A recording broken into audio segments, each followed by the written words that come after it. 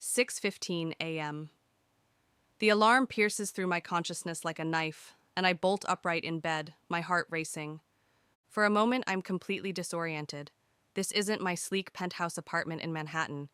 This is my childhood bedroom in the family estate, complete with the ridiculous pink wallpaper I begged my parents to change when I was 16. The date on my phone makes my blood run cold. June 15th, 2021. Tomorrow is my engagement party, the same engagement party where everything went wrong 3 years ago, where my sister Melissa accidentally revealed my fiancé David's affair to the entire high society crowd, where I ran away in tears, only to discover later that she had orchestrated the whole thing to steal both David and my inheritance. I died in a car accident 6 months after that party, broken and alone. And now, somehow, I'm back. My phone buzzes with a text from Melissa. Can't wait for tomorrow, sis. I have such a special surprise planned for you. I stare at the message, my hands trembling. Last time I was touched by her thoughtfulness. This time I know exactly what her surprise entails. Photos of David with his secretary delivered at the worst possible moment. But this time I'm not the naive heiress I once was. The Rosewood Hotel is bustling with activity when I arrive for the final preparations. Melissa insisted on hiring the event planner, a decision I foolishly agreed to in my past life. I remember him vaguely, tall, dark-haired, with impossibly green eyes that seemed to see through everyone's pretenses. Miss Chen, a smooth voice says behind me. I turn to find him, Alexander Cross, the enigmatic owner of Cross Luxury Events. He's even more striking than I remembered, dressed in an impeccable charcoal suit that probably costs more than most people's cars. In my previous life, he disappeared right after my engagement party disaster, taking with him the substantial deposit my family had paid. I wanted to discuss some last-minute changes with you, he says. Perhaps we could speak privately? We step into a quiet corner of the hotel lobby. His green eyes search my face with an intensity that makes my breath catch. Miss Chen, I need to ask you something, and I need you to be completely honest with me. He leans closer, his voice dropping to barely above a whisper. Are you absolutely certain you want to marry David Morrison? The question catches me off guard. What kind of question is that? The kind that could save your life, he says quietly. I've been investigating your fiancé for the past 6 months. He's not who you think he is. My heart pounds. What do you mean? Alexander pulls out a tablet, showing me photos and documents. David Morrison is deeply in debt. His family's shipping company is on the verge of bankruptcy. He's been embezzling money from his father's accounts, and marrying you is his way out.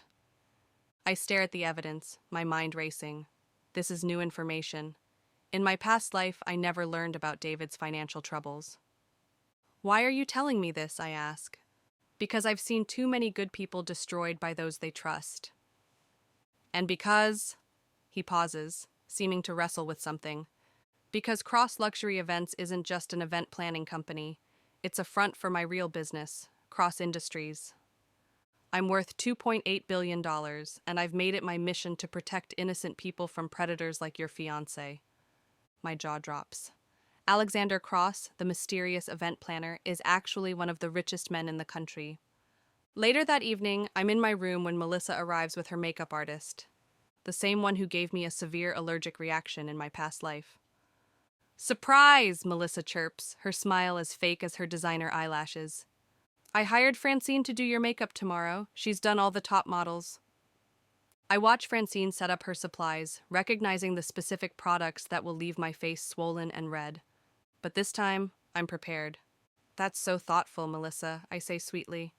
But I've already arranged my own makeup artist. Melissa's smile falters slightly. Oh, but Francine is so talented. I'm sure she is. Perhaps she could do your makeup instead? The flash of panic in Melissa's eyes tells me everything I need to know. She knows exactly what those products will do. Actually, I continue, I have a confession to make. I know about David. Melissa goes very still. What about David? I know he's been embezzling money. I know his family is broke. And I know you've been planning to expose it all tomorrow night to humiliate me. Melissa's mask finally slips. How did you... It doesn't matter how I know. What matters is that I'm giving you a choice. You can cancel your little surprise and walk away, or you can go through with it and face the consequences. You're bluffing, Melissa says, but her voice wavers. I smile coldly. Try me, dear sister. The Rosewood Hotel's grand ballroom is magnificent, filled with the cream of society. Melissa flits around nervously, clearly unsure whether to proceed with her plan. David works the room with his usual charm, unaware that his world is about to collapse. At exactly 8:30 p.m., the same time Melissa made her move in my past life, she approaches the stage. I watch from across the room as she whispers something to the lead singer. But this time, I'm ready. Ladies and gentlemen, I say, taking the microphone before Melissa can. Thank you all for coming to celebrate my engagement to David Morrison. David beams at me from the crowd, completely oblivious. However, I have a confession to make. I pause dramatically. This engagement is over. Gasps ripple through the crowd. David's face goes white. You see, I've discovered some very interesting things about my fiancé. David, would you like to tell everyone about the $3 million you embezzled from your father's company, or should I? The room erupts in shocked whispers. David tries to speak, but no words come out. And Melissa, I turn to my sister, who looks like she's seen a ghost. Would you like to tell everyone how you've been sleeping with David for the past 8 months? Or should I show them the photos? Melissa's face drains of all color. You can't. Oh, but I can. I pull out my phone and the ballroom screens light up with crystal clear photos. You see, dear sister, when you're planning to destroy someone, you should make sure they don't have a billionaire CEO watching their back. Alexander steps forward from the crowd, his presence commanding everyone's attention. Ladies and gentlemen, I'm Alexander Cross, CEO of Cross Industries. What you're witnessing tonight is the exposure of a conspiracy to defraud the Chen family fortune. Both David Morrison and Melissa Chen are under investigation by federal authorities. As if on cue, FBI agents flood into the ballroom. The chaos that follows is beautiful to watch. David tries to run but is tackled by agents before he reaches the exit. Melissa collapses into a chair, sobbing hysterically as her perfectly crafted world crumbles around her. How, she whispers when they bring her past me in handcuffs. How did you know? Let's just say I had a guardian angel, I reply, my eyes finding Alexander across the room. My parents rush to my side, my mother's face pale with shock. Sweetheart, we had no idea. I know, Mom. Melissa was very good at hiding her true nature. The investigation reveals everything, how Melissa had been manipulating our parents to change their will. How she'd been feeding David inside information about our family's business. How they'd planned to drain our accounts after the wedding and disappear to the Cayman Islands. Over the next few months, both David and Melissa are sentenced to prison for fraud, embezzlement, and conspiracy. The family fortune is secure, but more importantly, I'm free. 3 weeks after the trial, I'm working late in my office at Chen Industries when my assistant buzzes in. Miss Chen, there's someone here to see you. She says she's David's sister, Rebecca Morrison. I freeze. Rebecca Morrison. I barely remember her from my past life. She was always in the shadows, the quiet sister who never attended social events. Why would she be here now? Send her in, I say, curiosity winning over caution. Rebecca enters hesitantly, and I'm struck by how different she looks from David. Where he was all charm and polish, she's understated, wearing a simple black dress and minimal makeup. Her eyes are red-rimmed, as if she's been crying. Miss Chen, she begins, her voice barely above a whisper. I know you have no reason to trust me, but I need to tell you something. About David, and about what really happened to you in your past life. My blood runs cold. What do you mean? Rebecca reaches into her purse and pulls out a manila envelope. I've been investigating my brother for years. I knew he was involved in something terrible, but I could never prove it. Until now. She slides the envelope across my desk. Inside are bank statements, insurance documents, and photographs I've never seen before. David didn't just embezzle money from his father's company, Rebecca continues. He's been running a sophisticated marriage fraud scheme for 5 years. You weren't his first victim, Elena. You were his fourth. The documents show a pattern: wealthy women, quick engagements, mysterious accidents, and massive insurance payouts. 3 other women died under suspicious circumstances after becoming engaged to David Morrison, or rather, to the various identities he used. The car accident that killed you, Rebecca says quietly, wasn't an accident. David had been planning it for months. He took out a $10 million life insurance policy on you just 2 weeks before the crash. My hands shake as I flip through the evidence. Why didn't you come forward sooner? Because I was scared, she admits.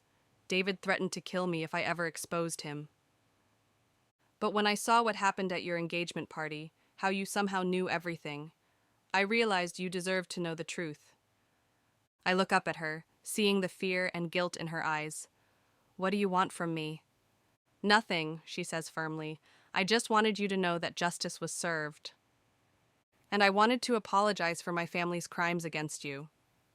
The next morning, I'm reviewing Rebecca's evidence when Alexander arrives with coffee and croissants from our favorite cafe. You look like you didn't sleep, he observes, settling into the chair across from my desk. I tell him about Rebecca's visit and show him the documents. His expression grows darker with each page he reads.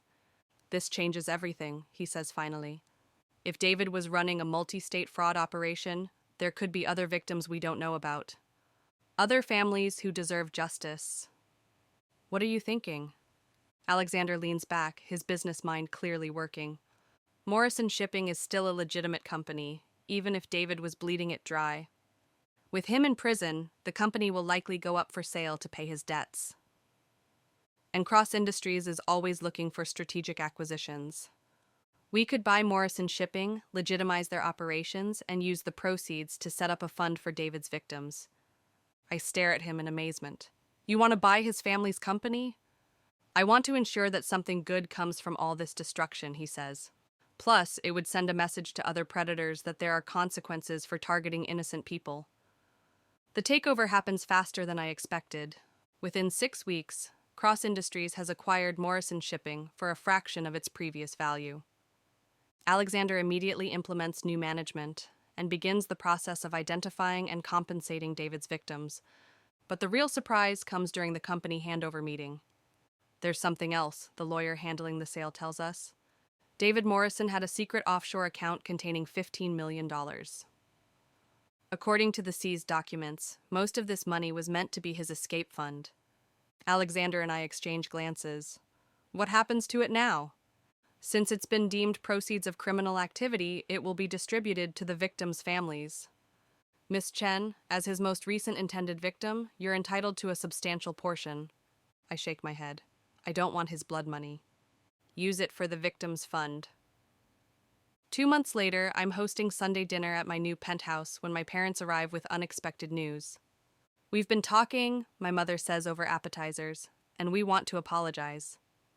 For enabling Melissa, for not seeing what was really happening, for failing to protect you. My father, who rarely shows emotion, has tears in his eyes. We were so focused on maintaining the family image that we ignored the warning signs. We failed you as parents. The conversation that follows is long overdue. We talk about Melissa's childhood jealousy, the way my parents inadvertently favored me, and how family dynamics had been poisoned by years of unaddressed resentment. We want to make things right, my mother continues. We've restructured the family trust. Melissa's inheritance has been revoked and transferred to various charities. And we want you to take over as CEO of Chen Industries. I'm stunned.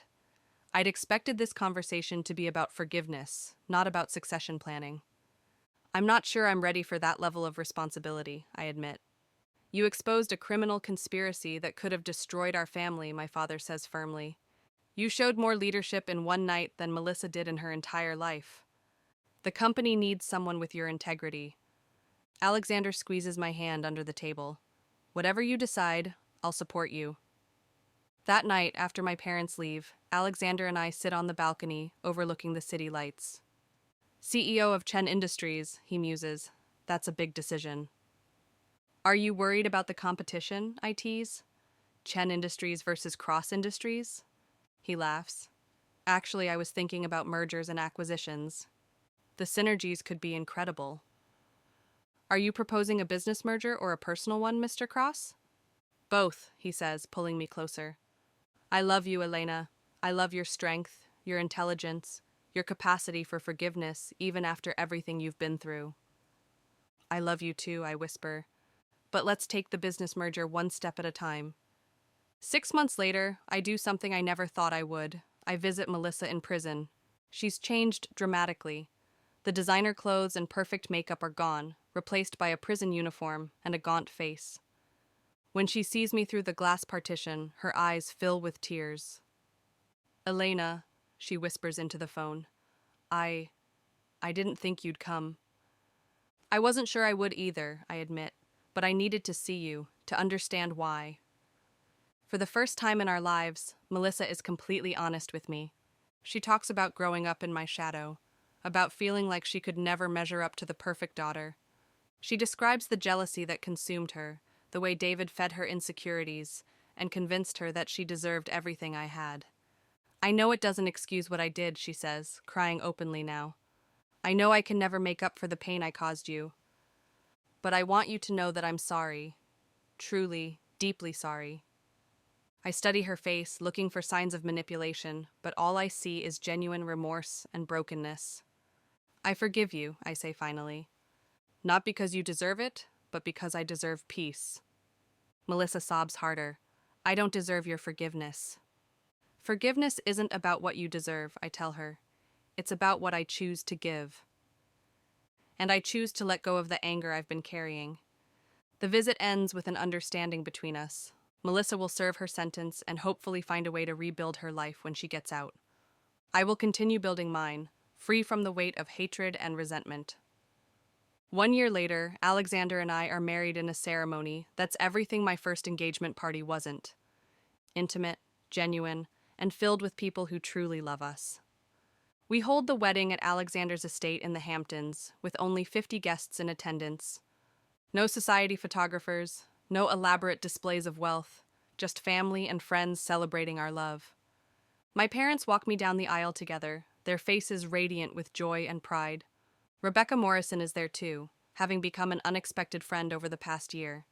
She's been instrumental in helping us establish the Victims Fund and has started a nonprofit organization to help other families avoid marriage fraud. As I say my vows to Alexander, I think about the journey that brought us here. "I promise to love you in this lifetime and any other," I tell him, meaning every word. "And I promise to protect you, cherish you, and build a future worthy of the love we've found," he responds. When we kiss as husband and wife, I feel something I've never experienced before: complete contentment. This is what love is supposed to feel like: safe, genuine, and eternal. The reception is held in Alexander's garden, with string lights and white roses creating a magical atmosphere. During our first dance, he whispers in my ear, "Any regrets about the path that led us here?" I look around at the faces of the people who matter most to us, then back at my husband's green eyes. Not a single one. Every moment of pain was worth this happiness. As the evening winds down, Alexander and I sneak away to the beach behind his estate.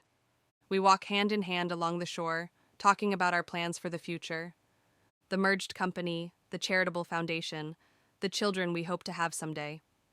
"You know," Alexander says, stopping to face me, "in my original timeline, I spent years thinking about the woman I couldn't save.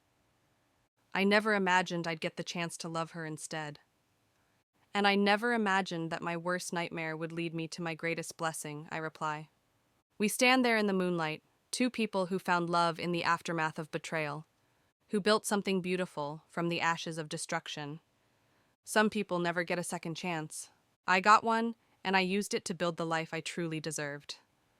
And as for Melissa and David, well, they're learning that actions have consequences, while Alexander and I are learning that love can triumph over even the darkest betrayal. Sometimes the best revenge is simply living well, and I've never been happier to prove that point.